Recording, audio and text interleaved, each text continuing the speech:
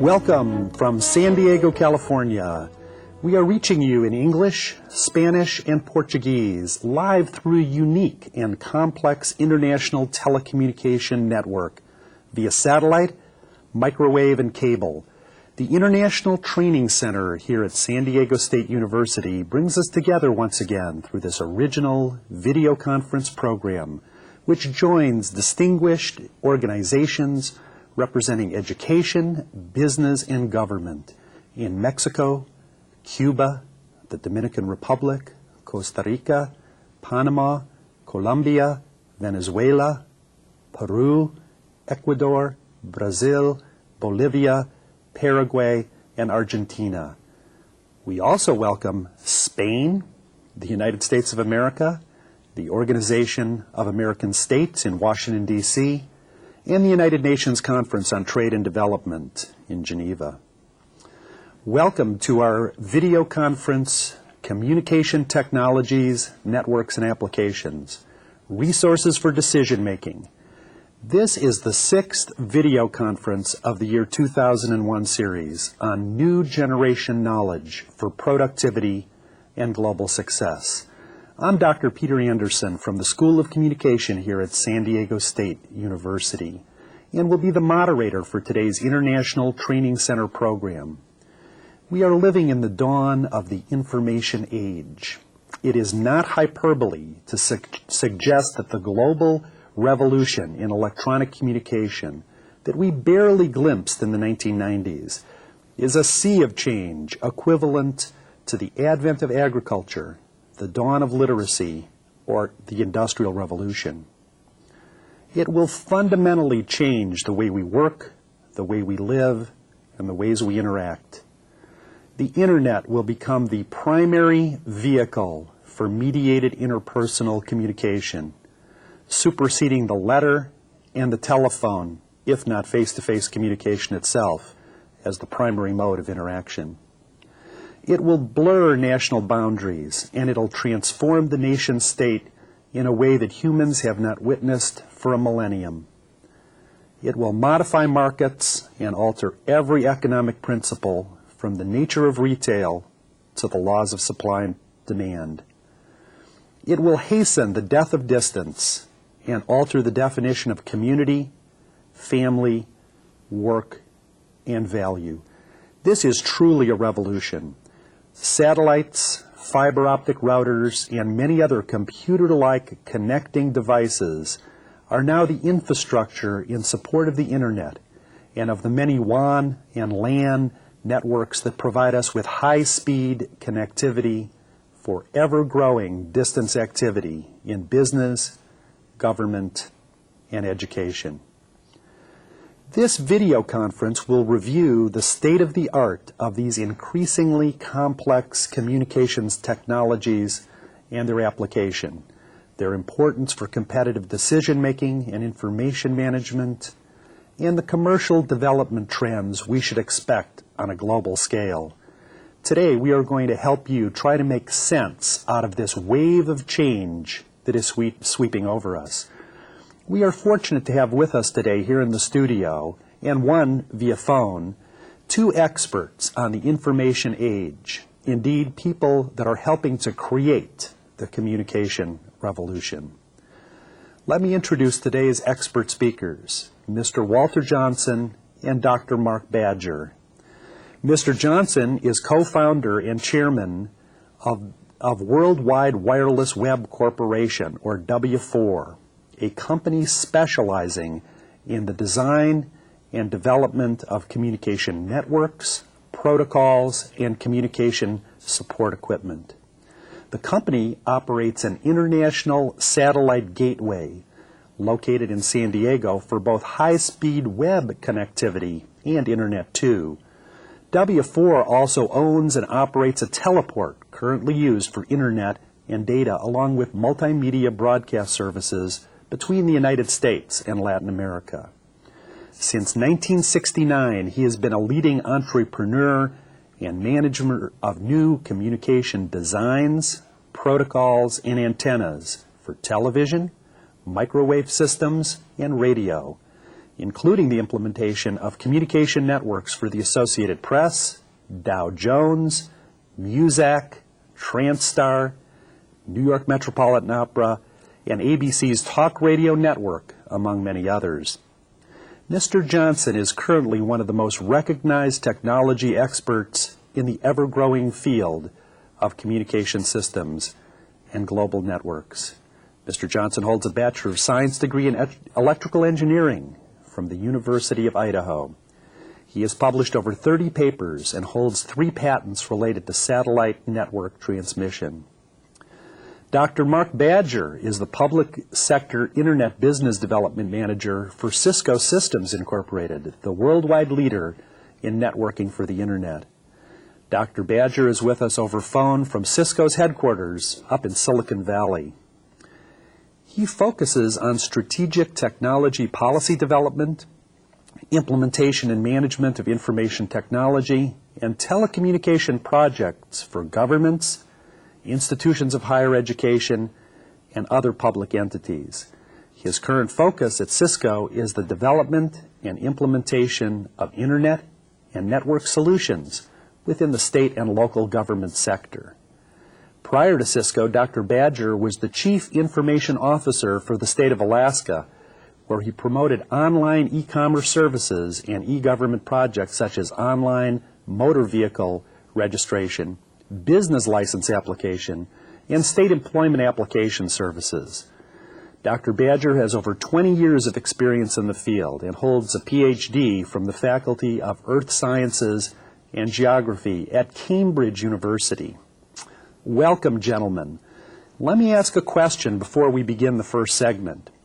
Why is it so important for managers, educators, and government officials who are not formally trained in information technology and telecommunication to understand and be able to effectively use these new technologies that allow us to work at a distance and collaborate with specialists no matter where they might be?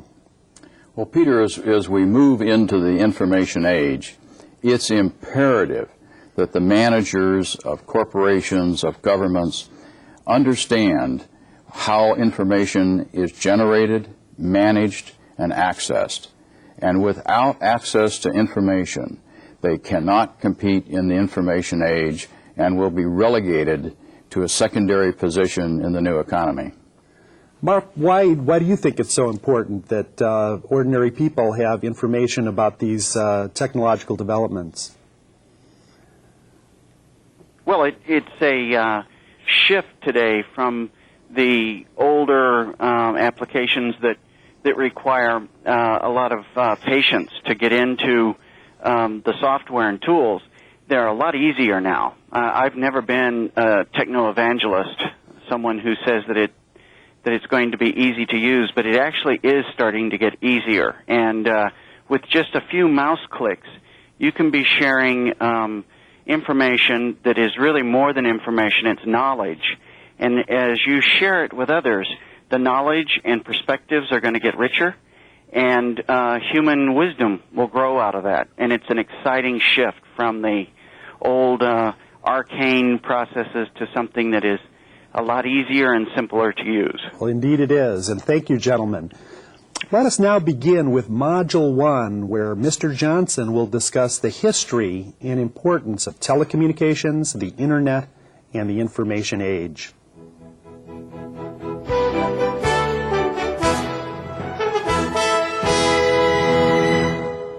Thank you.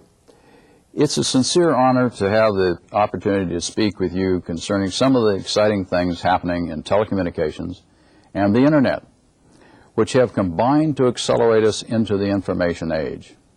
The purpose of my presentation today is not to lay out an exacting presentation on telecommunications and the Internet, but to give you a layman's overview of some of the technologies that have evolved to make the information age possible. In particular, those that play a key role in the Internet. Along the way, I would like to point out some of the strong and weak points of these technologies so you, as a manager and a user, can better understand these technologies and how they work together to meet your individual needs to participate in the information age. The invention of the telegraph in the 1800s demonstrated that information could be converted from ones and zeros and transmitted over copper wires for long-distance transmission. This allowed messages to be sent coast to coast in minutes, not days. Marconi in 1895 demonstrated that telegraph messages could be sent across the Atlantic Ocean without wires, and even transmitted to moving objects such as ships at sea. In the late 70s, early 80s, the technology of lasers and light-emitting diodes and the ability to purify glass and pull it into a fine hair-sized fiber led to the introduction of fiber optic communications. In its simplest form, a laser or LED is attached to one end of the glass fiber and a light detector is attached on the other end. The laser is turned on and off for each 1 and 0 being transmitted over the fiber. Fiber optic telecommunications holds a real possibility of being able to distribute all the digitized knowledge of mankind around the world in just minutes. In today's terms, the bandwidth of fiber optic networks is virtually unlimited. Since fiber is a physical cable, it must be laid kilometer by kilometer across individual properties, city limits, state boundaries, mountains, and rivers. It also must be laid across national borders or in the oceans between nations. Most international fiber optic cable is laid along the coastline.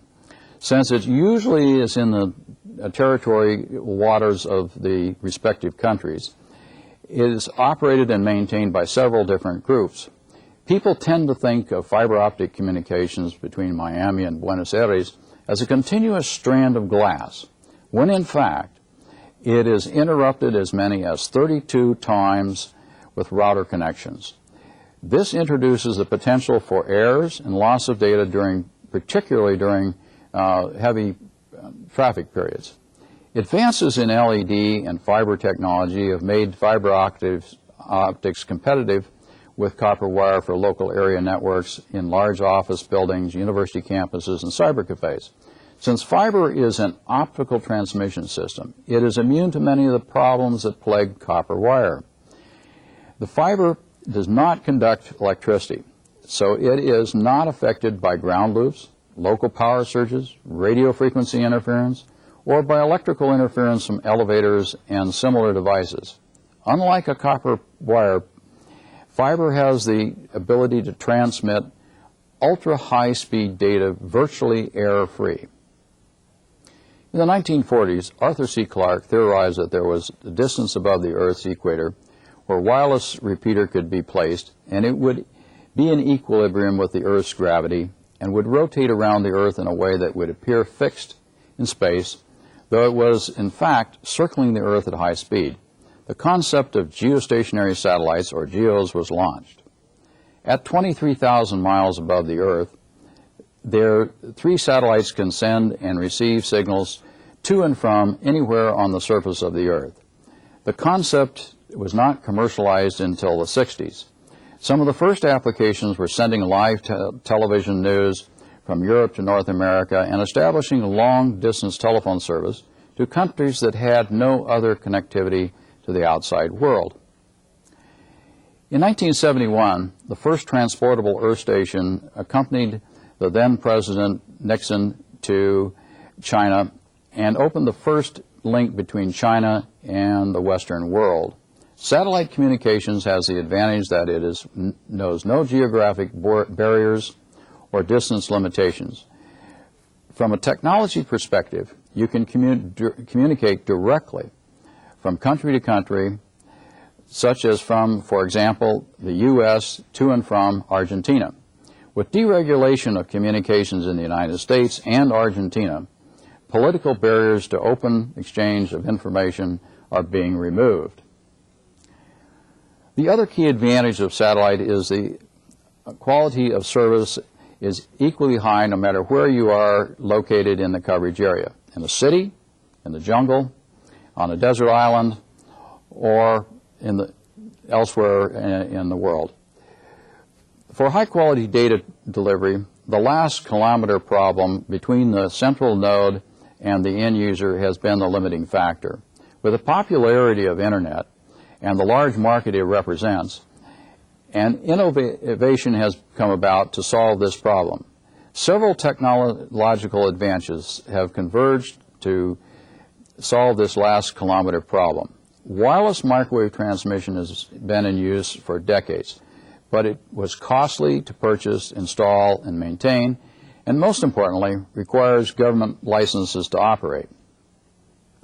The idea of spreading the energy of a wireless data transmission dates back to World War II when it was used to hide secure messages in the noise.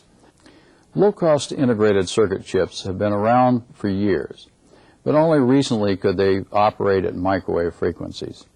Microwave signals below a minimum level are considered by government regulators to be noise like that from a microwave oven. So, by combining spread spectrum's ability to transmit and receive noise like signals and microwave integrated circuits, a solution to the last mile problem has emerged. Microwave is broadband, does not require the right-of-way for stringing cable, works over line-of-sight paths of several kilometers. As spread spectrum, it is highly immune to interference and often unregulated by government authorities. The primary frequencies used by unlicensed spread spectrum wireless links is 2.4 gigahertz. I will have to say that some governments are still nervous about individuals having the technology to transmit secure data communications, so they do require their citizens to register the equipment. Most often this involves filling out a simple document. This same technology is very well suited for local area networks in buildings or on campuses where students can roam using low-cost wireless plug-in units for their laptop. Let's move now to a discussion of the Internet and its future as I see it. As most of you know, what is now the Internet started out as a government research network connecting research centers in the United States and was known as DARPANET. The primary goal of this network and the IP protocol used on the network was high reliability email and file transfer, not graphics, not web pages, or streaming media. The introduction of the web browser and HTML language in the early 90s changed all that. Now it's possible to generate web pages with graphics rather than plain text. This captured the imagination of students around the world, and by the mid-90s, the Internet, or web, was taken over by the general public for information and entertainment purposes. The academic users found themselves fighting for priority on a congested network and ultimately moved to a very high performance backbone network service, or VBNS, and other academic networks. The origins of the Internet make some interesting challenges when it is used for entertainment and media streaming. The original priority, again, was reliability, not real-time continuous flow of information. Each packet in a given message or web page is routed individually. The packets may follow diverse paths and arrive at the user's location in random sequence. This may result in jerky video and broken audio. Let's now look at some of the enabling technologies for the information age. The Internet Protocol, or IP, revolutionized the exchange of information. It became a single protocol that data networks around the world could agree on using. In the past, each network or vendor had a proprietary protocol and routed data between networks was a nightmare. The web browser has become the universal way to view graphic information.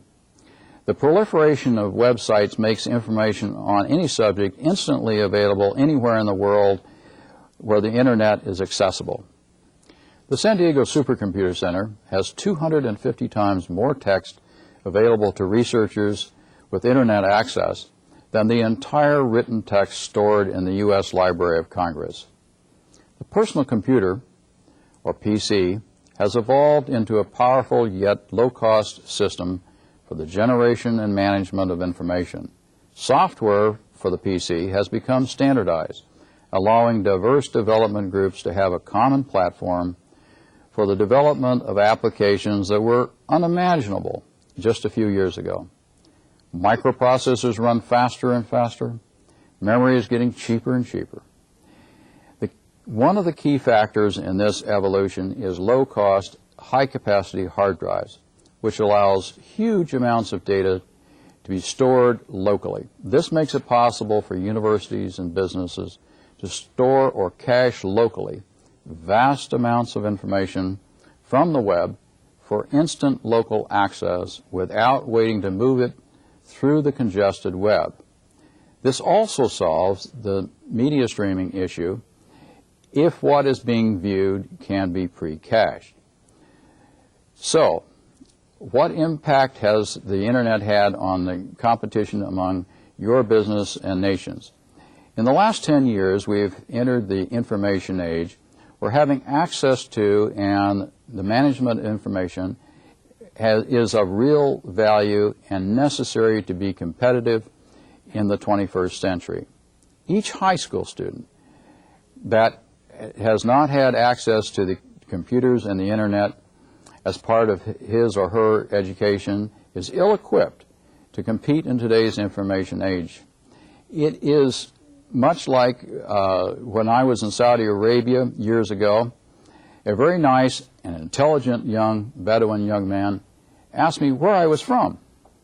When I tried to explain that I was from North America on the other side of the Atlantic Ocean, it became obvious that he did not understand the concept of oceans or the fact that he lived on a planet.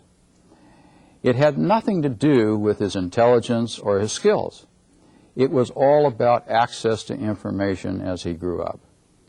Each university graduating class that has not learned to use computers to generate and manage information and find needed information on the internet is a lost generation, handicapped in their ability to function and be leaders in today's information age economy.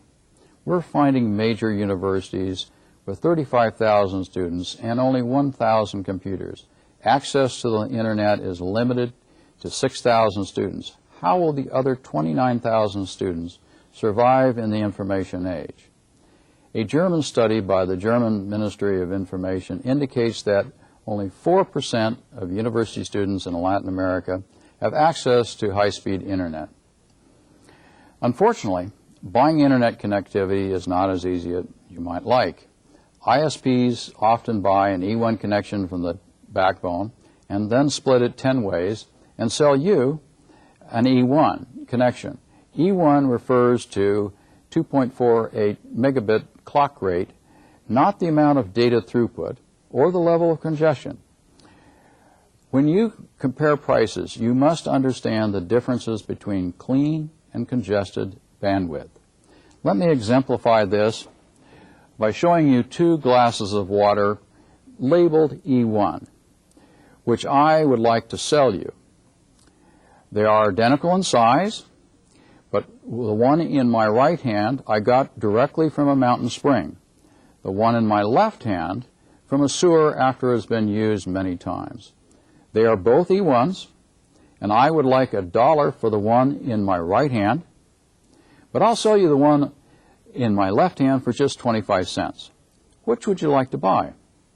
In many parts of the world, you may only have access to the E1 on my left hand. Now, what I see as the trends in fiber, satellite, CATV, and wireless internet connectivity. There's a surplus of fiber connectivity between the major cities of North America and Europe. Bandwidth is a commodity. In the U.S., you can buy a clean E1 for under $3,000 and a relatively good T1 for $500. This is not true outside the major U.S. cities where there may be fiber, but only telephone service available. This is often true because the telephone company gets 10 times more revenue from 24 long-distance lines than a 1.544 megabit of internet data. In many countries, the price of internet is based on the operating cost rather than on the revenue they get if the same capacity is used for long-distance telephone. The cost of internet connectivity goes up as you go further south. A congested E1 in South America can cost as much as $20,000 to $27,000 a month. A 64 kilobit internet connection, which may cost $100 in the U.S., can be $2,000 per month in many Latin American countries. Fiber internet connectivity from North America to South America runs mostly along the coast to gateways in major coastal cities. There's little east-west connectivity between countries across the landmass of South America. Connectivity between the coastal gateways and users further inland is typically provided by the telephone company on shared facilities. Fiber links between the internet backbone and Latin American countries are provided by such companies as UUNet, Quest, Cable and Wireless, and Williams Communications. Satellite has a unique ability to deliver uniformly high-quality internet anywhere in the coverage area of the satellite, several of which cover the Canada to the tip of Argentina. These include SatMex 5, NOELSat, GE4, Telsat Canada, Intelsat, PanAmSat, Loral, and New Skies. Typically, there are three types of satellite connectivity providers: gateway-to-gateway wholesale suppliers that provide bulk connectivity between North American backbone and gateway teleports that feed the national telephone companies and ISPs, examples of which are Intelsat, PanAmSat, and New Skies. Then there are systems and service integrators that provide an end-to-end service for large clients, and these include ImpSat, Interpacket, Intelsat, and Global One. Most of these satellite service companies provide bandwidth only. A few companies, such as W4, provide a specialized package of services for business and universities. These connections go rooftop to rooftop in a single hop directly to the backbone of the internet, thereby totally bypassing the last kilometer problem, multiple router connections, and the congestion of many national networks. Direct links can be established between any two locations in addition to the link to the internet backbone.